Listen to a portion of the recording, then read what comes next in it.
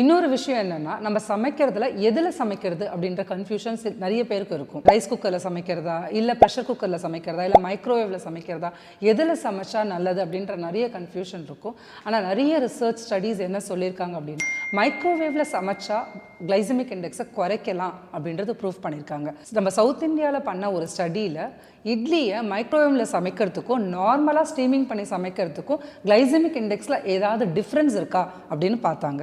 அப்படி பார்த்ததில் ப்ரௌன் ரைஸை வச்சு ட்ரெடிஷ்னல் ஸ்டீமிங் பண்ணதில் 51% கிளைசமிக் இண்டெக்ஸ் இருந்தது. அதுவே அவங்க மைக்ரோவேவில் அதே இட்லியை பண்ணும்போது 36% தான் கிளைசமிக் இண்டெக்ஸ் வேல்யூ இருக்குது. இதுலேருந்து என்ன தெரியுது அப்படின்னா, நீங்கள் ட்ரெடிஷ்னல் ஸ்டீமிங் மெத்தடில் பண்ணுறதை விட மைக்ரோவேவில் பண்ணுறச்சு இதோட கிளைசமிக் இண்டெக்ஸ் வேல்யூ வந்து சிக்னிஃபிகண்ட்டாக குறையுது அப்படின்றது இந்த ரிசர்ச் நம்மளுக்கு சொல்லுது.